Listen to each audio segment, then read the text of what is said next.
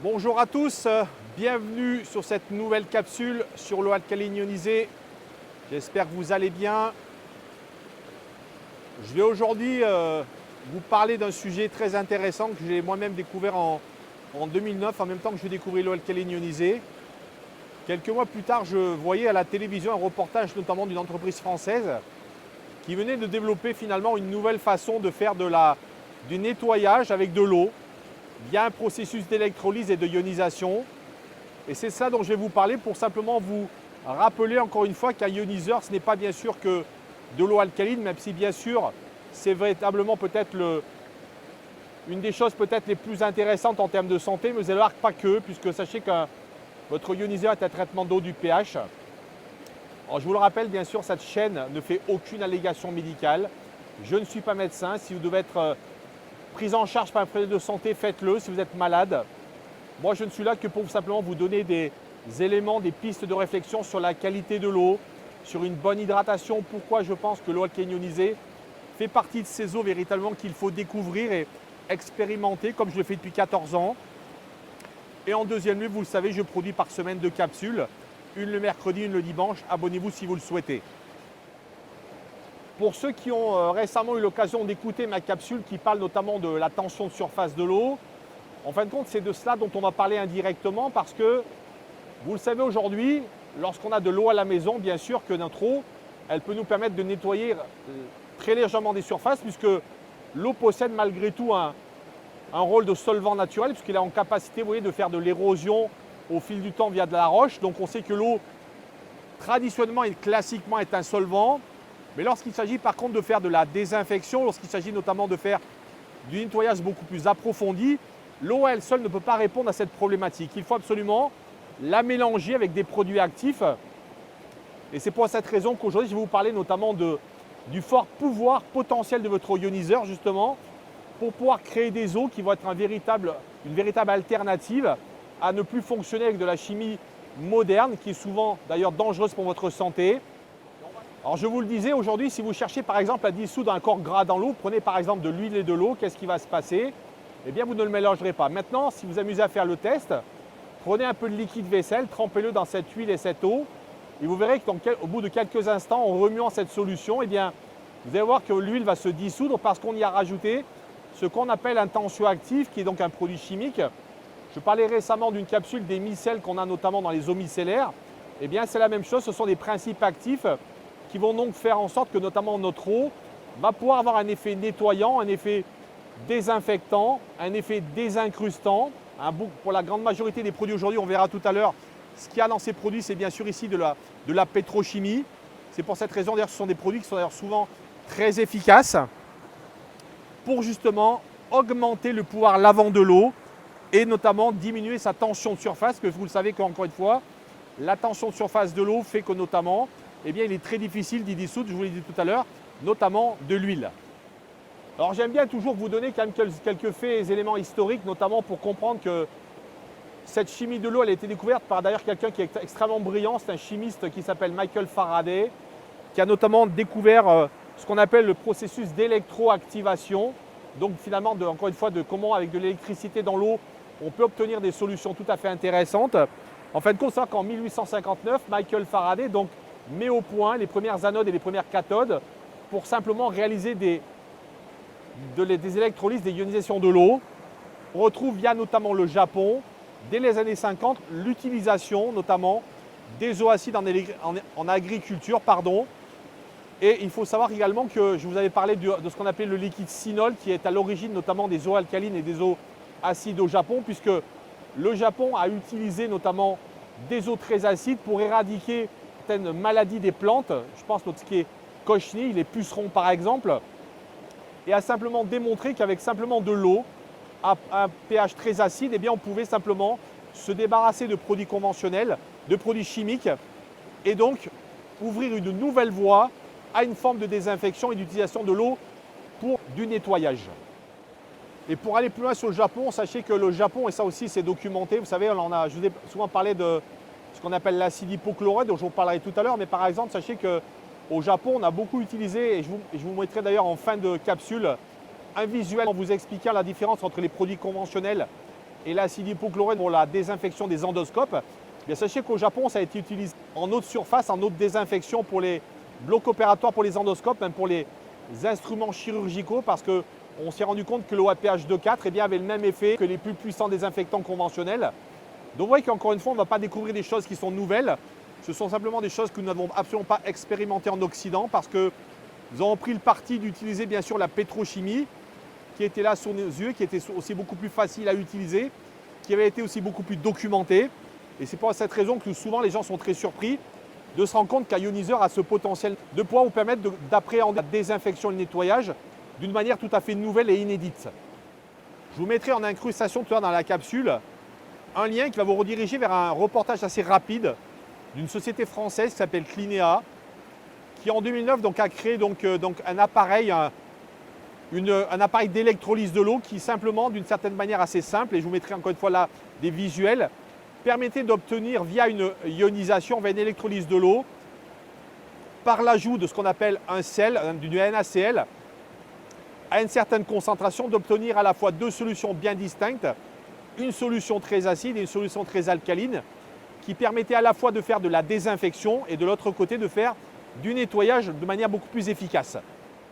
Alors l'appareil mis en place par cette société, sachez qu'il s'agit bien sûr d'une chambre d'électrolyse tout à fait sommaire qui n'est absolument pas du tout conçue de la même manière que votre ioniseur. Pourquoi? Parce qu'ici il s'agit d'une grosse cuve, d'un gros bac avec simplement une membrane échangeuse d'ions dans laquelle on va donc rajouter une solution saline et que lorsque l'électrolyse va se réaliser, cette solution saline va se mélanger et donc créer deux sortes d'ions, encore une fois des ions hydroxyle et de l'autre côté également des ions bicarbonate, des ions acides. Et il faut juste comprendre qu'ici il s'agit d'un processus véritablement à vocation industrielle, donc ayant des très forts débits en eau. Et il faut savoir qu'on obtient donc deux sortes d'eau, donc une eau alcaline qui va aller de 7 à 10 puisqu'on peut aller jusqu'à des pH de 10 utilisables, voire même 11,5 qui sont là on est à 11,5 ou à 12, des pH très alcalins qui sont là véritablement de véritables dégraissants de surface. Mais de l'autre côté, on a également des eaux très acides qui vont aller de 2 jusqu'à 7 de pH, 6 de pH, puisqu'encore une fois je vous rappelle qu'en dessous de 7 c'est considéré comme des eaux acides. Et ce qui va faire la différence, sachez-le, et d'ailleurs c'est vrai aussi pour votre ioniseur à la maison, c'est la concentration saline. Là je n'ai pas les chiffres à vous donner parce que je ne les connais pas. Et là encore une fois j'aimerais bien qu'un chimiste puisse peut-être un jour m'expliquer de quelle manière ça fonctionne. Mais je crois comprendre que la concentration à NaCl dans cette solution va rendre directement cette solution beaucoup plus poussée en termes de résultats, soit dans la partie acide, soit dans la partie alcaline. Donc vous voyez qu'ici on parle bien sûr d'un usage industriel, mais sachez qu'à la maison, votre ioniseur, je vous le rappelle, produit de l'eau à 2,5 qui est très acide, qui est véritablement de l'acide hypochloré qui est un véritable outil de désinfection, mais également le 11,5 qui lui, vous le savez, peut également être utilisé comme dégraissant, mais également anti-inflammatoire. Et d'ailleurs, vous voyez, dans mon expérience de cette eau alcaline ionisée, en 2009, je me rappelle avant que je découvre ce reportage, mes amis Jean-Philippe avaient un pressing, vous savez, donc ces endroits où on lave à sec notamment des vêtements, et il l'utilisait notamment pour nettoyer le sang, par exemple, ou des taches très incrustées, ce qu'on appelle du perchloréthylène, donc qui est une substance chimique extrêmement dangereuse parce que c'est très mauvais pour les bronches. Et il s'était rendu compte qu'avec le 11,5, eh bien, il obtenait les mêmes résultats.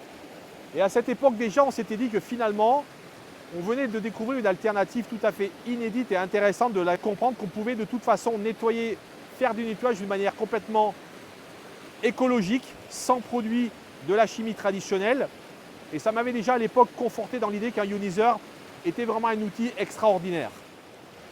Alors deuxième point intéressant que je vous inviterai vraiment à faire chez vous, allez sous votre évier, allez dans vos placards et sortez des produits ménagers, que ce soit des cires pour les meubles, même simplement un produit vaisselle, des produits détartrants, des produits pour les fours, des produits pour nettoyer vos meubles, des dépoussiérants. Et regardez simplement ce qu'on appelle les notices, les étiquettes dessus. Et vous verrez que très souvent, eh bien, on va avoir une croix rouge, notamment des symboles indiquant que c'est dangereux pour la peau, qu'il faut faire attention. Donc sachez que, vous voyez, nous avons sans le savoir dans nos placards un grand nombre de produits chimiques extrêmement dangereux pour la santé, qui d'ailleurs sont par la législation obligatoirement étiquetés en tant que tels. Et je vous mettrai d'ailleurs un visuel vous montrant qu'on vous explique qu'il y a bien ce qu'on appelle des tensioactifs, donc ces fameux tensioactifs qui sont donc ces matières actives qui vont faire que notamment on va pouvoir dépoussiérer, désincruster, faire en sorte que la poussière puisse être soulevée plus facilement. Donc toute cette chimie industrielle présente donc dans ces produits. Et par exemple, vous voyez, si vous prenez carrément aujourd'hui la famille des désinfectants, on va trouver beaucoup de produits à base de javel, qui d'ailleurs, ceci dit en passant, est aujourd'hui interdit dans les collectivités, je pense notamment à la restauration, qui a été d'ailleurs abandonné au profit de ce qu'on appelle les ammoniums quaternaires, qui d'ailleurs sont des produits tout aussi dangereux, mais beaucoup moins, on va dire, dangereux en termes que la javel. Sachez que la javel, par exemple, ne la mélangez pas avec n'importe quoi, c'est un produit qui peut véritablement être un explosif puissant. Donc vous voyez que cette chimie à la maison n'est absolument pas anodine. On pourrait également parler des formols. Beaucoup de produits, le formol qui également est un produit interdit en tant que tel. Moi j'ai connu à une époque des gens qui dans des élevages utilisaient du formol pour de la désinfection. Sachez qu'aujourd'hui c'est strictement interdit. Néanmoins il existe aujourd'hui beaucoup de dérivés de ce formol dans beaucoup de produits qui sont bien sûr des produits beaucoup moins agressifs. Alors qu'est-ce que ça pose comme problème bien sûr? Eh bien ce sont surtout des problèmes d'inhalation, de dilution. Encore une fois, sachez que beaucoup de produits industriels, beaucoup de produits, je pense notamment dans les hôpitaux, doivent être faits à des dilutions tout à fait précises et particulières. Dans les processus de désinfection, une désinfection qui ne soit pas correcte. Et on comprend pourquoi aujourd'hui on a tellement de problématiques de désinfection dans les hôpitaux et tellement de maladies nosocomiales, tant ces produits ont été diversifiés et tant notamment les souches microbiennes se sont adaptées malheureusement à ces produits.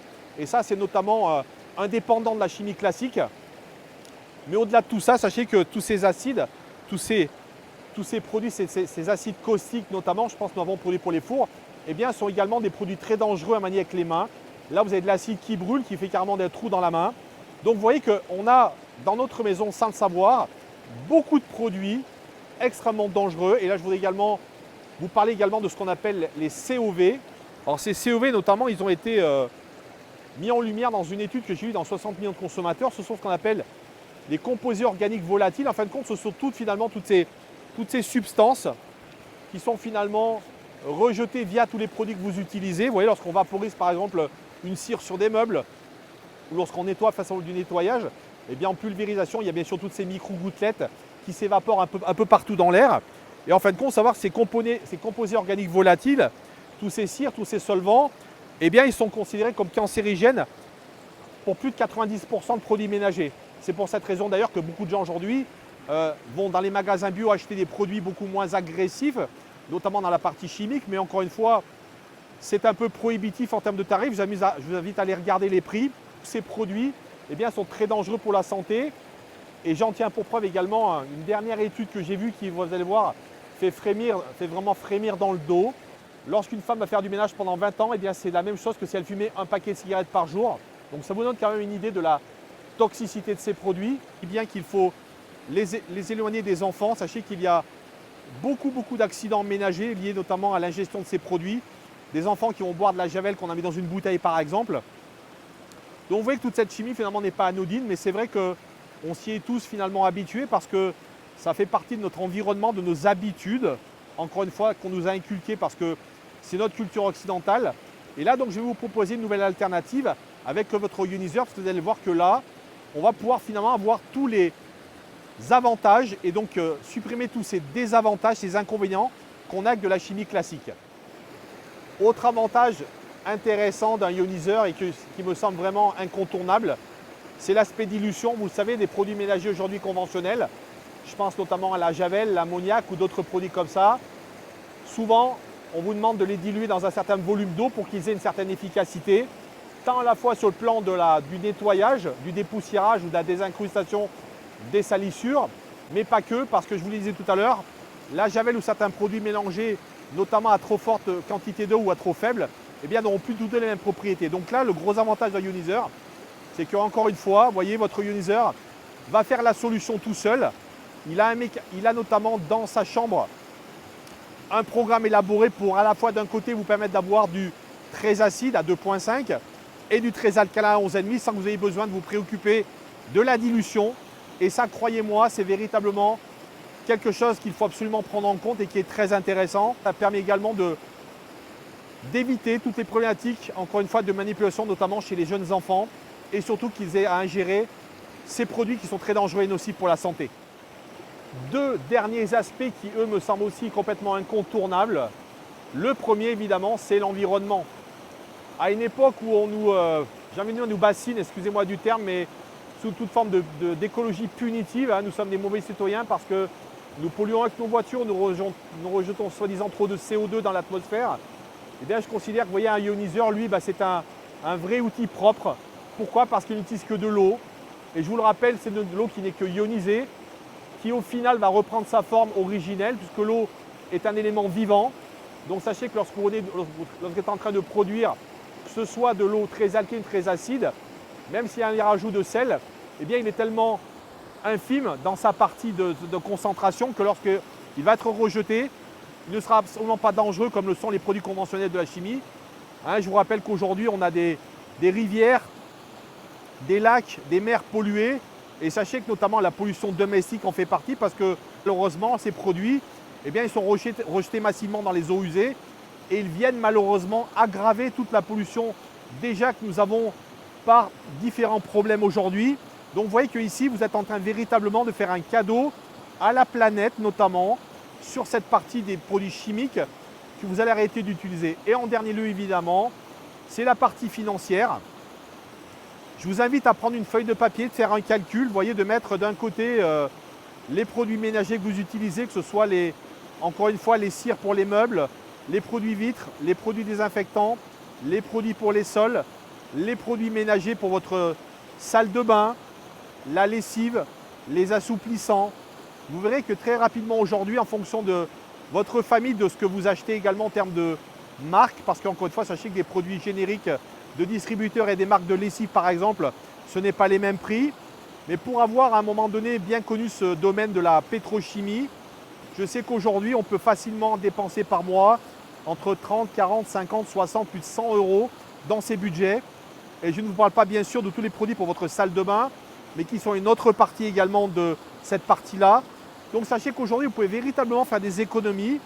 Et vous voyez ce billet de 50, 60, 70, 80 ou 100 euros, on peut facilement se dire qu'on va l'investir dans l'achat d'un ioniseur et finalement faire en sorte qu'à terme, vous ne soyez plus en train d'alimenter cette industrie véritablement de la problématique de la planète, de cette industrie qui aujourd'hui est en train de véritablement tuer tous les écosystèmes. Il y a cette pétrochimie invasive qu'on a de partout et contribuer en ayant un ioniseur à finalement être dans une forme d'écologie de l'eau et est en train de pouvoir également nettoyer votre habitat de manière écologique et surtout de ne plus respirer et surtout toucher avec vos mains des produits qui sont véritablement des poisons pour notre peau, pour nos bronches et pour notre bien-être en général. Pour terminer cette capsule, je vais vous mettre un visuel que j'ai trouvé sur une étude japonaise, ou en tout cas ça a été relayé par une étude américaine. Vous voyez d'un tableau, notamment on va parler d'action désinfectante sur le nettoyage d'un endoscope. Et vous allez voir, je vous ai d'ailleurs fait un tableau synthétisé que j'ai repris parce qu'il y avait beaucoup de choses qui étaient trop compliquées, où j'ai mis notamment différents produits conventionnels de la chimie que vous connaissez et l'eau ionisée. Et vous verrez notamment de quelle manière l'eau ionisée finalement va tout aussi bien dans un grand nombre de domaines, que le nombre de virus que ça peut tuer versus de la chimie conventionnelle. Et vous verrez à quel point aujourd'hui avoir un ioniseur chez vous, ça a vraiment du sens. Ce n'est pas du marketing que je suis en train de faire, c'est véritablement, je pense, une solution et la seule solution que je connaisse aujourd'hui pour arrêter de faire justement de l'écologie qui est devenue punitive. Voilà, j'espère que vous avez apprécié cette capsule et compris comme moi qu'aujourd'hui avoir un ioniseur, c'est véritablement faire un cadeau pour sa santé, mais également pour l'environnement qui nous est cher aujourd'hui.